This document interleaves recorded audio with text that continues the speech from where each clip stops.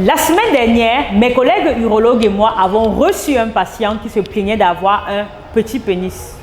On lui a dit, vous êtes sûr d'avoir un petit pénis? Il nous a dit oui, il est sûr d'avoir un petit pénis et cela a de l'incidence dans ses relations depuis qu'il est plus jeune avec ses partenaires et surtout le regard que ses camarades hommes portent sur lui le gêne beaucoup.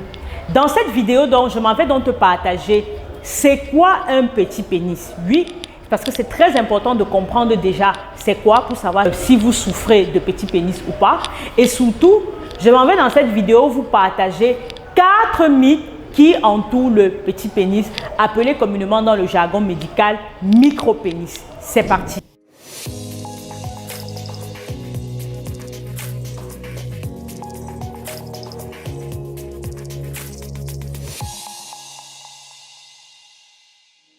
Hello, hello! Bienvenue sur ma chaîne YouTube. Je m'appelle Linda Taku, je suis sexologue et sage-femme. Ici, dans cette chaîne, on parle de naissance, de parentalité, mais aussi de sexualité parce que je suis convaincue que c'est un sujet très important, mais pourtant très tabou dans notre société, pour lequel on a besoin de mettre les mots dessus pour pouvoir soigner les nombreux mots qui entourent ce sujet. Alors, si ce sujet t'intéresse, je t'invite à faire tes 2 premiers pas dans la chaîne. Abonne-toi sur cette chaîne en cliquant la cloche de notification de manière à être informé de nos nombreuses vidéos hebdomadaires et surtout télécharge gratuitement le e-book que je t'offre en signe de bienvenue sur cette chaîne qui s'intitule 5 clés pour entretenir le désir avec ardeur. Dans ce petit e-book qui se lit assez rapidement, tu vas trouver des outils simples, pratiques, efficaces à mettre en application tout de suite pour toi aussi améliorer la qualité de tes relations. Et si bien sûr tu as envie d'aller plus loin tout de suite, tu peux réserver un appel de consultation ou de coaching dans le lien qui est dans la barre de description. Aujourd'hui, le sujet qu'on va aborder, c'est le sujet du petit pénis ou alors appelé micro-pénis. Avant ça, je voudrais d'abord te donner une information qui est assez capitale. C'est qu'il y a une étude qui a été faite en France sur une 60aine d'hommes qui se plaignaient d'avoir un petit pénis.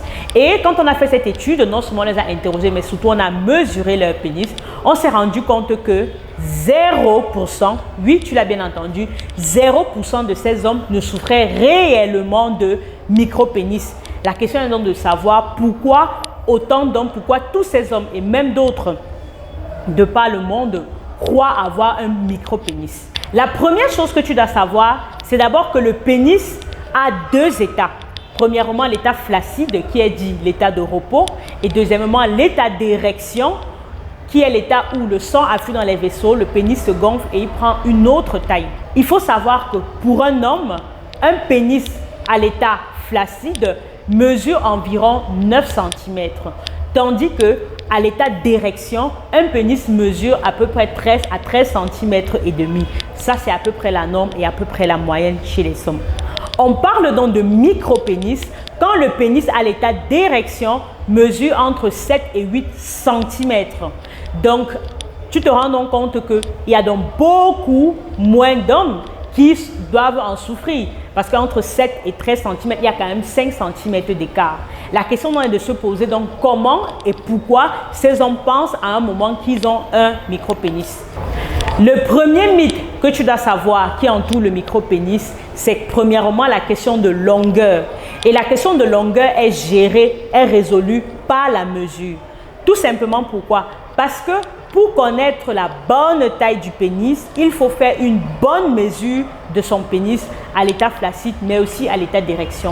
Alors, comment faire cette mesure-là? Premièrement, il faut faire une mesure avec un mètre ruban qui est plus extensible par rapport à une règle ou alors un mètre qui serait plus rigide.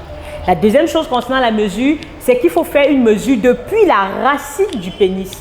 Donc, depuis la racine du pénis jusqu'au bout du gland. Si vous ne faites pas bien cette mesure depuis la racine et que vous commencez directement au début des corps caverneux, vous pouvez penser que vous avez une petite taille de pénis alors que tout simplement vous avez fait une mauvaise mesure. Donc la première chose, c'est la mesure. Bien faire la mesure va vous donner la taille exacte de votre pénis et donc adieu le mythe de micro-pénis en ce qui vous concerne. La deuxième chose que vous devez savoir concernant le mythe autour du micro-pénis, c'est que les personnes obèses auront plus tendance à croire qu'elles ont un micro-pénis. Tout simplement pourquoi? Parce que quand on est obèse et qu'on a de la graisse au niveau du ventre, la graisse peut prendre à peu près 1 à 1, 2, parfois même 3 cm. au niveau de la ceinture abdominale. Et donc, quand on va faire la mesure et qu'on ne va pas bien prendre le temps de repousser la graisse, on peut avoir l'impression qu'on a un micro-pénis, ou alors si la graisse est au-dessus du pénis, donc il va moins bien se voir et on aura l'impression qu'on a un micro-pénis, alors que ce n'est pas le cas, c'est juste dû à l'obésité. Donc, pour pouvoir résoudre ce problème-là, le simple fait de perdre du poids, de perdre un peu de la graisse au niveau abdominal, va vous donner une sensation d'avoir un pénis soit de plus grande taille, soit de retrouver la vraie taille de votre pénis. La troisième chose que vous devez savoir concernant le mythe du micro-pénis, c'est que avoir un micro-pénis ou alors avoir l'impression d'avoir un petit pénis n'a aucune incidence sur votre fertilité. Oui, vous n'allez pas avoir des petits-enfants, alors vous ne risquez pas de ne pas avoir des enfants parce que vous avez un micro-pénis ou alors parce que vous croyez avoir un micro-pénis. Ça n'a absolument aucune incidence sur votre fertilité. Tout simplement parce que les spermatozoïdes sont fabriqués au niveau des testicules et sont éjectés lors d'un rapport sexuel ou à un autre moment par la verge. Donc, ça n'a absolument aucune incidence. La quatrième chose que vous devez savoir concernant ce mythe qui entoure le micro-pénis, c'est que ce n'est pas la taille qui compte, mais c'est l'efficacité. Oui, ce n'est pas la taille de votre sexe qui va faire que vous donnez plus de plaisir à une femme. C'est plus le regard qui peut vous gêner si vous estimez avoir un pénis qui n'est pas d'assez grande taille ou alors si vous avez réellement un micro-pénis. Mais quand vous êtes à l'aise avec votre corps, quand vous savez le manier, quand vous savez être à l'écoute du corps de votre partenaire, quand vous êtes pleinement dans l'acte sexuel, croyez-moi, ce n'est pas la taille du pénis qui compte, mais c'est l'efficacité et ce que vous réussissez à partager avec votre partenaire au moment du rapport sexuel. Tu es resté jusqu'à la fin et je vais te partager un dernier élément qui est très important concernant le mythe du micro-pénis.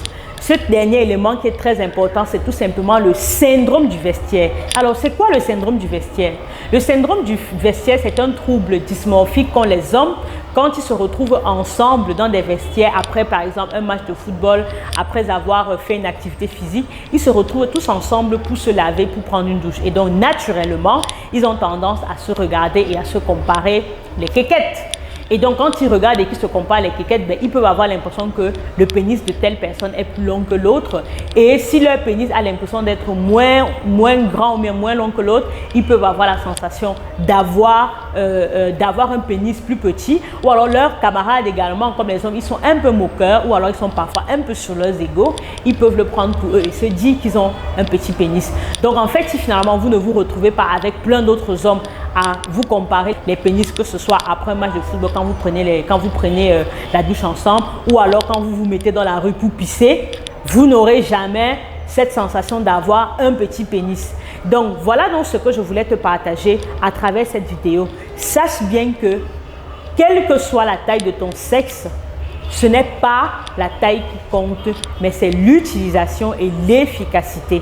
Oui, c'est ce que tu peux partager dans le moment présent avec ta partenaire qui est le plus important. Donc, arrête de te focaliser sur ton pénis qui est une partie du corps. Et puis, dis-toi bien aussi que ton pénis fait partie de ton corps et de la diversité humaine. Il y a des personnes qui sont grandes de taille, d'autres qui sont courtes, d'autres qui sont plus claires, d'autres qui sont plus foncées, ainsi de suite. On a une taille moyenne des personnes, comme on a une taille moyenne de pénis. Il y a des personnes qui vont avoir des tailles un peu plus importantes, un peu moins importantes, mais ça ne veut pas dire que ton pénis est anormal ou alors que tu n'as pas le droit de donner et de recevoir du plaisir avec le corps, le magnifique corps que la nature t'a donné.